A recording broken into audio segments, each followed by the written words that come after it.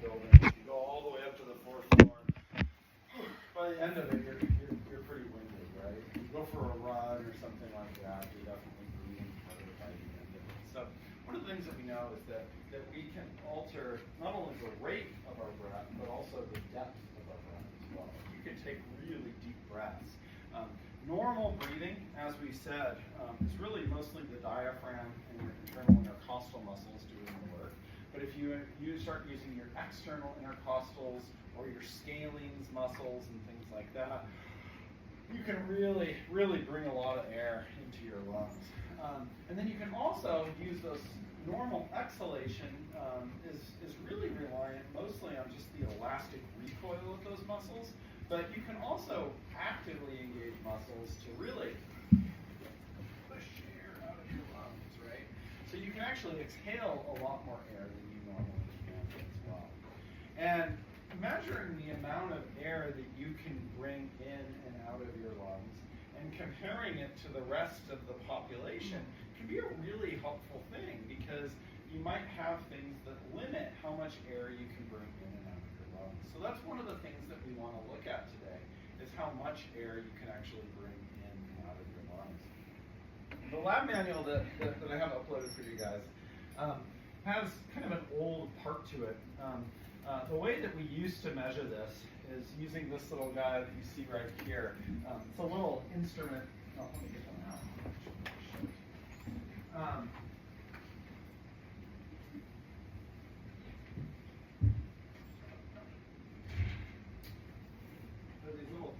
They're little things called spirometers.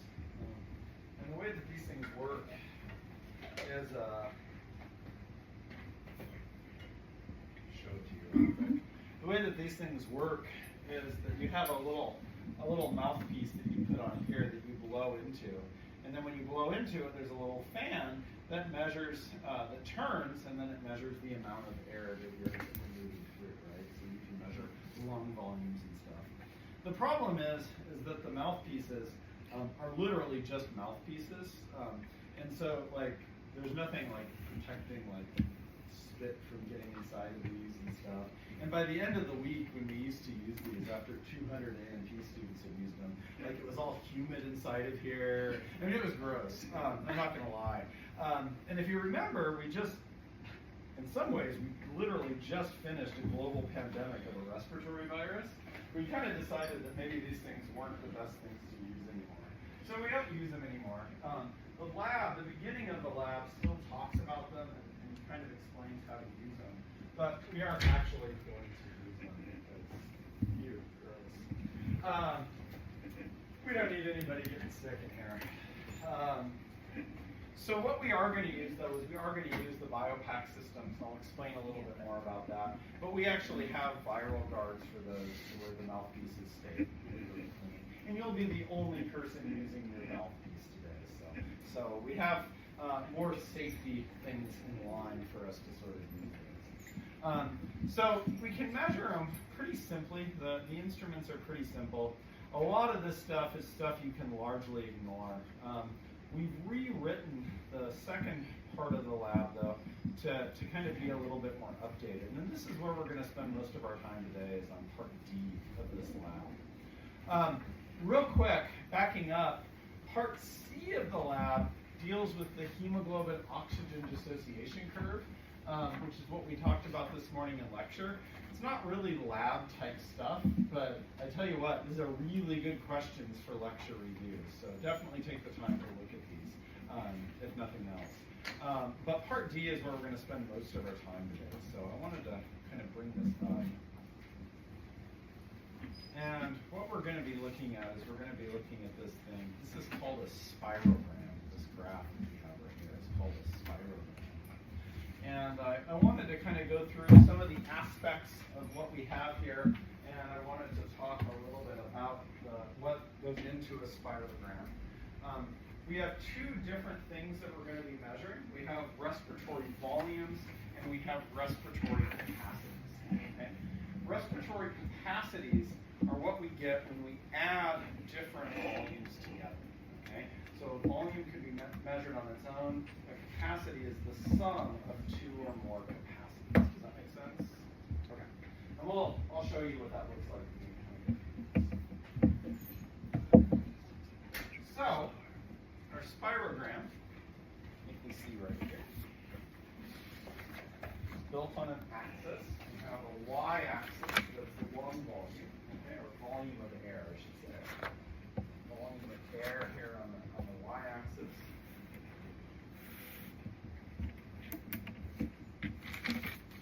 And it's usually measured in milliliters. Okay. And then we have, of course, time on the x-axis.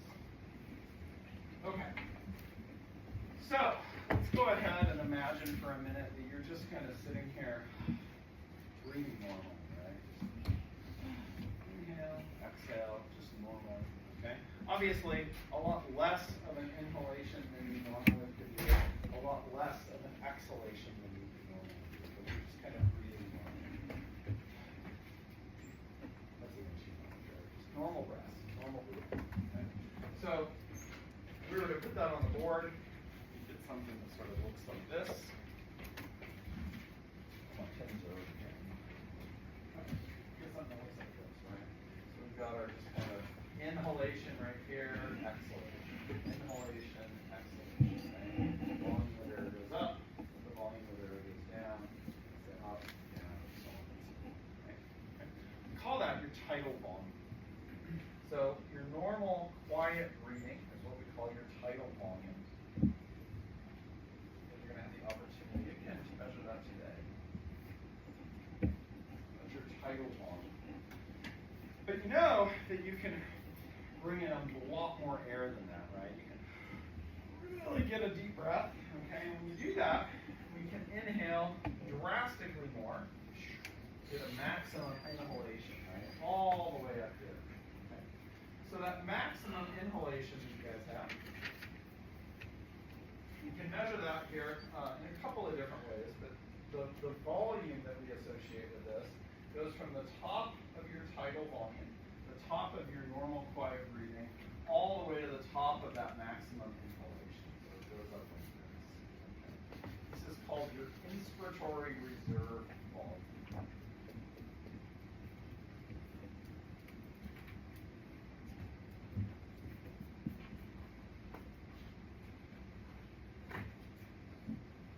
Your inspiratory reserve volume. We abbreviate it as your IRV, right? Your IRV, inspiratory reserve volume. Make sense? All good? We can bring in above and beyond your tidal volume. Okay? But we also know that you can forcibly exhale more air than you normally do quietly, right? You can really push that air out of your lungs, right? If you laugh at me, you're going to be doing this in a little while, so don't laugh too hard, because you're also going to be doing it, right? You can also forcibly exhale more air than you normally do. Might look something like that. Come up and take a couple of normal breaths as well, just to kind of round it out, right? So we can also look at the amount of air that we exhale. We go from the bottom of our tidal volume down to the bottom of our exhalation.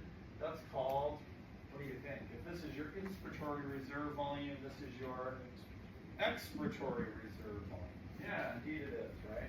So your ERV. I'm just going to abbreviate that. Expiratory reserve volume. Okay. Okay. We have the expiratory reserve volume here. This is what a normal, this graph, it's called a spirogram, by the way.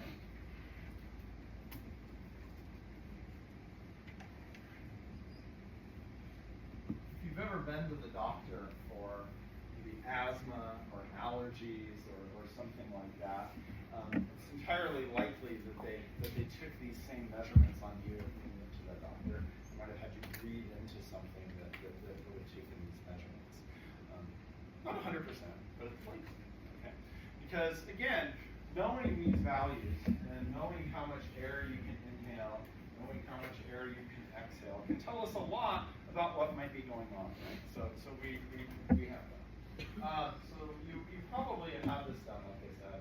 There's one more volume though, and this one is a lot harder to measure. But you'll notice that even at maximum maximum exhalation, right here on our graph, even at maximum exhalation, I'm not bringing the volume of air down to zero. Okay? There's still air left in your lungs, even when you forcibly push out as much as you can. That air that's left afterwards is called your residual volume.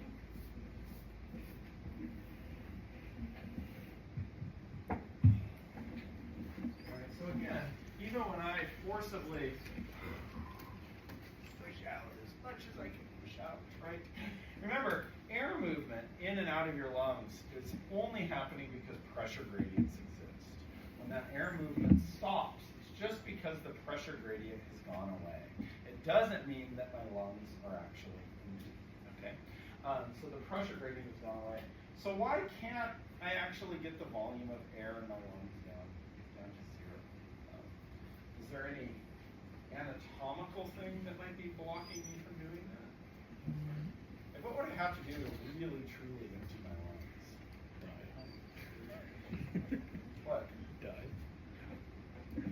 Even then, there'd be air in your lungs. I mean, depends on how you die.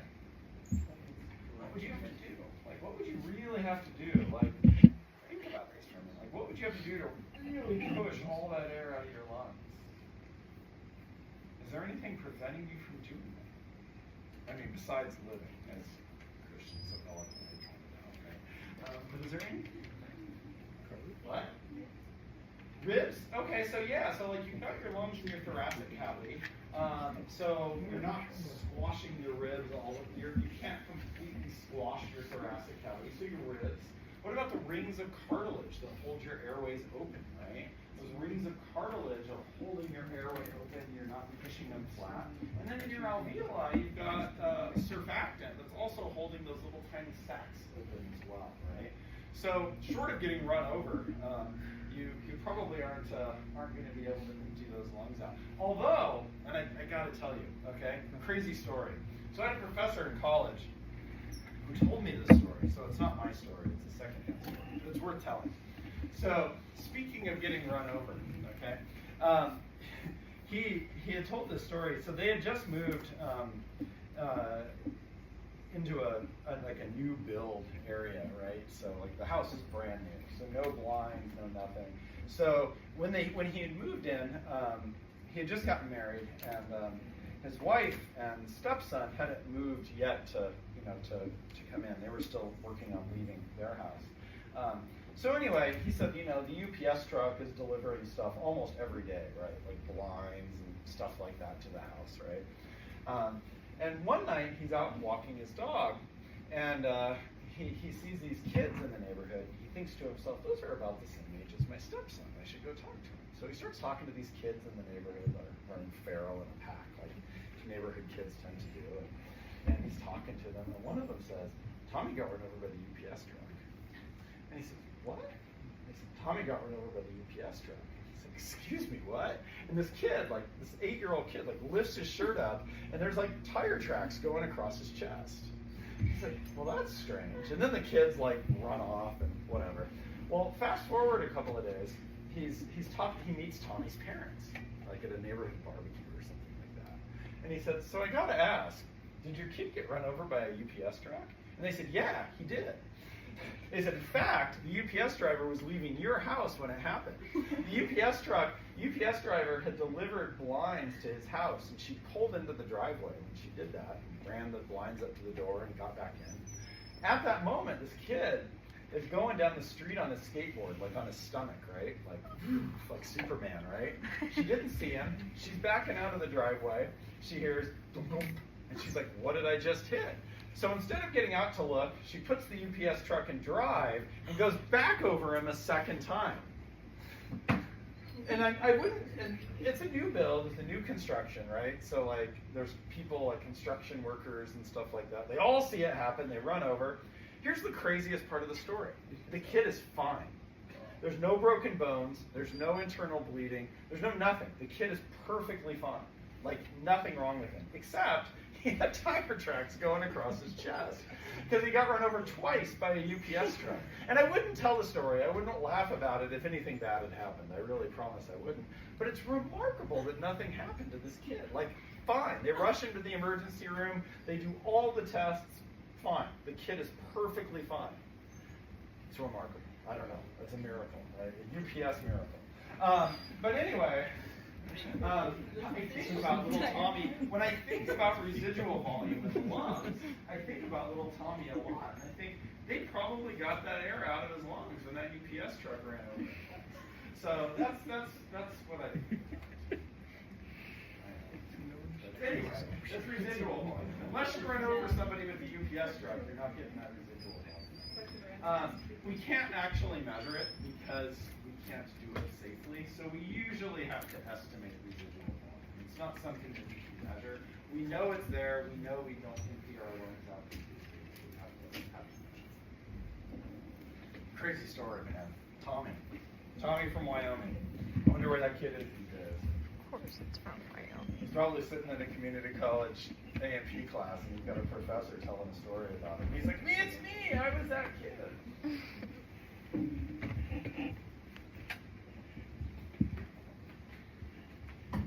I was the kid who got rid of the UPS. All right. Anyway, so residual volumes.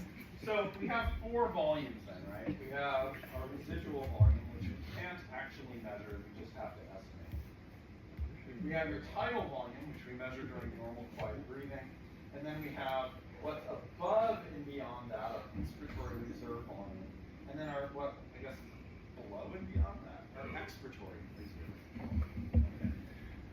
From there, what we can do is we can add those volumes together to get different capacities. Okay? So, if I want to measure my total capacity for inspiration, I can take my inspiratory reserve volume, and I can take my tidal volume, and I can add those two together. And when I do that, I get something called my inspiratory capacity. Okay? I can get my expiratory capacity. Okay? When I add all 3 together, when I add my inspiratory reserve volume, my tidal volume, and my expiratory reserve volume together, I get a really important one called my vital capacity, which is the total amount of air that you can inhale and forcibly exhale. And then if we were to add your residual volume in there, we get something called your total lung capacity. But again, that would just be an estimation. Okay. So one of the things that we're going to do today is we're going to measure a spirogram, and we're going to look at your tidal volume. We're going to look at your inspiratory reserve volume, your expiratory reserve volume, and then we're going to calculate from that. We're going to calculate things like your tidal, like your vital capacity and things like that. Okay. So that's one of the things that we're going to do. And again, in certain instances, if these things are impaired, it can indicate to us that there might be a restriction of some sort. Okay. Does that make sense? Okay. So the other side of the coin is not so much the amount of air that you can move in and out of your lungs, but how easily you can do it, right? Because in theory, you should be able to really easily move air in and out of your lungs, okay? But there are times when that can be impaired, right? So the other thing that we need to look at is we need to look, I include a table on this lab with not only some average values, but also the derivations of all of those capacities as well, so that's there. But the other thing that we include here is we include a couple of other measurements.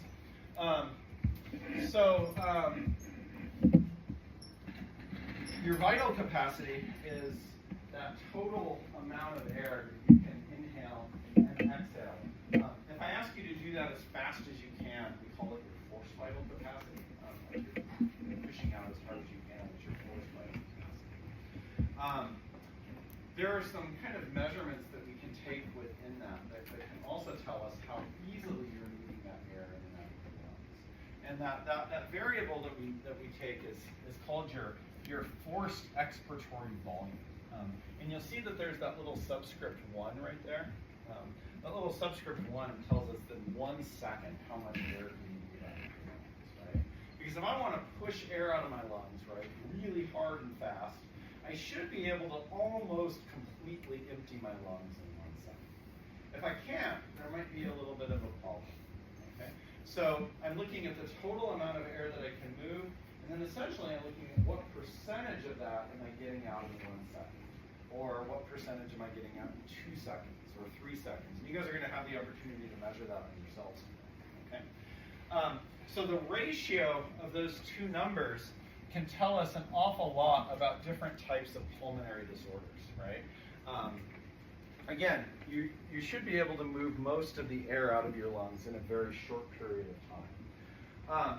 If you're unable to do that, it might be indicative of an obstruction in the airway, and you might have what we call an obstructive pulmonary disorder. Okay. Note that an obstructive pulmonary disorder is not a reduction in lung volume, but it's a reduction in your ability to move that air in and out of your lungs.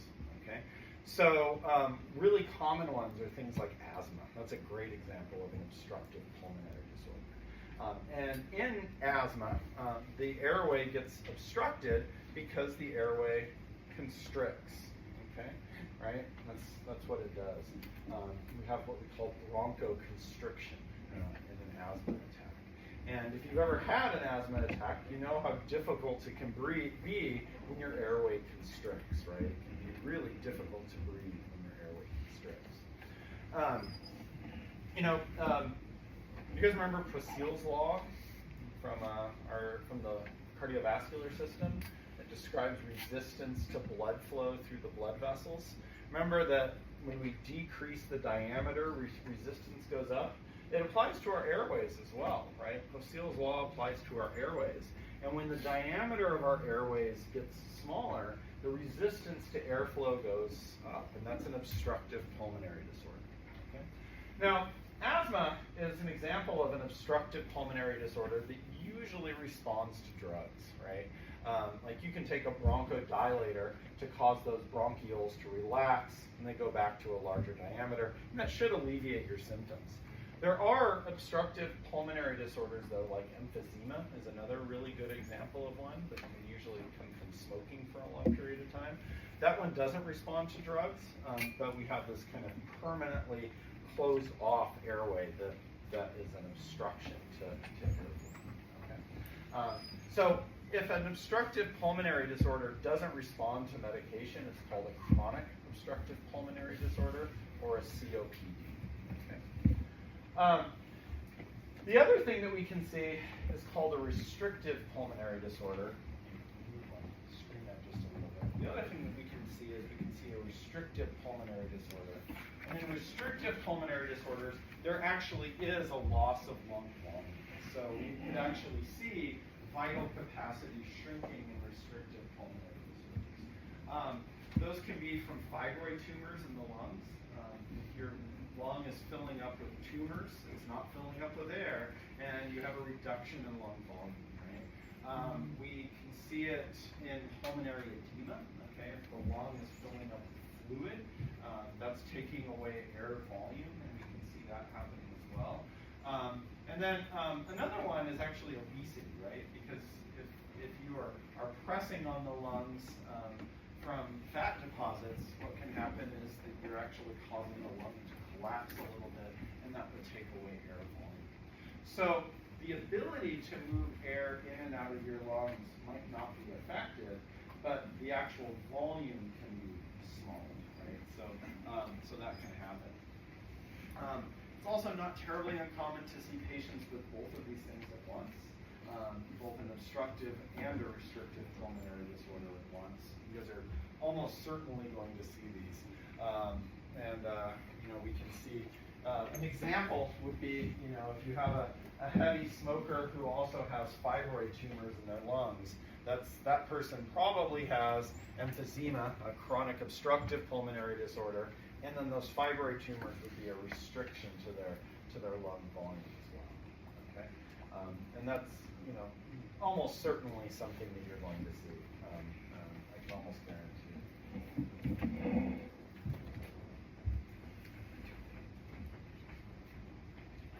All right. Try not to talk about the bad stuff. This is stuff. I have a former student who took 50E. She has a son who actually played water polo with my son. So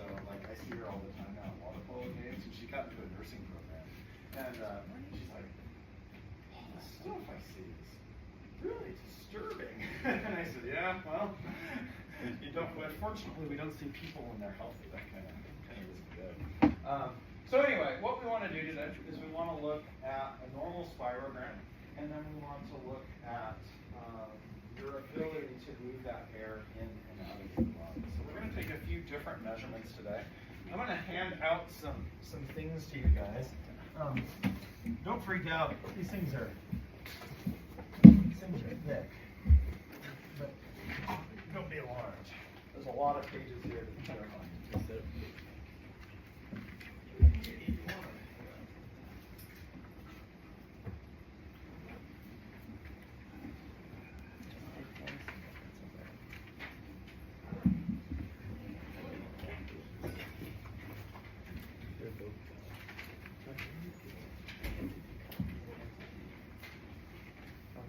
So I think what we're going to do is I'll probably work through some of this stuff, show you guys what to do, and then there's a few nuances to this, and I'll show you guys what to do, and then you guys can work on it. There's two more.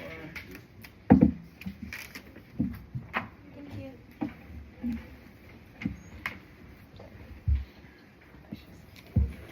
Again, these are monstrously thick, but you're not going to need most of this stuff. Yeah, it's like 40 pages. Test on it on Monday. I'm just kidding. All right. Oh, I didn't mention. Okay. So we'll go through all of this together. Right now, though, let's, if you guys would, you guys' laptops are out on your desk already. The morning lab left them there. Let's open those laptops up. Let's make sure they don't need to do a software update or anything like that. And we'll kind of go from there. So I'm going to fire mine up really quick.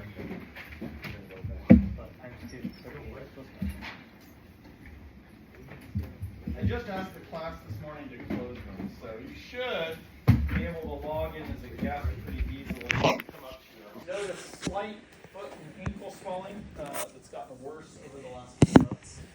In terms of her medical history, she's smoked half a pack a day for the last 50 years. She's not willing to quit. She's been previously diagnosed with breast cancer and was treated by the lumpectomy and local radiotherapy. Last year, she was in the ER for an episode of shortness of breath, and she was prescribed an inhaler for that, an albuterol inhaler. She's been treated for hypertension for the last 23 years. On physical exam, her vital signs are as follows: a heart rate of 60 beats per minute, which isn't terrible. Respiratory rate, though, of 30 breaths per minute. Your normal breathing rate should be down around 11 to 12 breaths per minute. So she's like 3 times higher than normal. Blood pressure of 152/85. Examination of her lungs reveals an expanded chest with distant breath sounds, faint wheezes, and then heart sounds with normal. This patient, the differential diagnosis is COPD, chronic obstructive pulmonary disorder, asthma, heart failure, pulmonary embolism, which is a blood clot in one of those pulmonary blood vessels, pneumothorax, which is a collapsed lung, and a medication-induced cough. And then they also included some data here from spirogram. We have her vital capacity, and we also have her FEV1, which are the two things that you guys just measured. Okay? And then they give you the percentages right here, so that you can kind of see those of predicted versus measured, and then the ratios are down here as well, so you can see those. Because she does have a bronchodilator, they measured those variables on her pre-bronchodilator and then post-bronchodilator as well. So we have a bunch of data here. And I do apologize, like I said, in Canvas, your lab manual, not all of the things on that table came through. So you might snap a picture of this before you leave, and I'll leave this up so that you can do it on your way out. The one that's on Canvas, there's something got corrupted with that PDF, and I can't figure out what it is, but there's a couple of headings from this table that I'm missing, so you'll probably will want it. So a couple of questions here. Did the data support the differential diagnosis of COPD? Why or why not? And then in addition, do you think that there's a restricted dissociative disorder present as well? Why or why not? And does the differential diagnosis support that assertion? Okay, so just a couple of questions. One of the things that I asked my morning lab to do, and I'll ask you guys as well, is to think about this over the next few days, right? Spend a little bit of time with this. There's definitely way more information in here than you're going to need to answer those questions, okay? So don't feel obligated to explain everything. I've had students who can explain everything in there because they've worked in ERs and as paramedics and things like that. It's kind of fun if you try to explain everything, because everything in there can be traced to something else that's in there. So it's kind of neat, actually. But if you can't, don't feel bad. Just try to answer the questions that I'm specifically asking you about the respiratory. Okay? What we'll do on Wednesday is we'll kind of circle back with this and we'll talk about it. But over the next couple of days, try to spend a little bit of time with this and try to answer those questions. Try to dig into this data based on what we learned today and spend a little bit of time with this. And the data or the information that's up previous in this lab will definitely help you. Okay? So a little bit of homework as we sort of move forward into the weekend, kind of looking at some real world sort of data, stuff that you might encounter as you move into the next phase, because you're almost certainly going to encounter these things. So it's kind of a fun one to sort of look at and try to piece the puzzle pieces together, right? Because that's really what all of this is you're going to be taking measurements and you're going to be getting numbers, and you have to try to take all of those things and piece together a puzzle so that you can get a big picture of what's happening. Right? So a little bit of homework to sort of consider, plus a whole bunch of review questions and stuff like that. So, as I mentioned a little bit ago, or maybe this morning, we're definitely behind on the schedule right now. Like, I wanted to be done with respiratory today. We are not done with respiratory. We'll get caught up though. I'm also not, even though we're behind, I'm not concerned about it. We'll get caught up, and we'll spend a little bit of time next week finishing respiratory.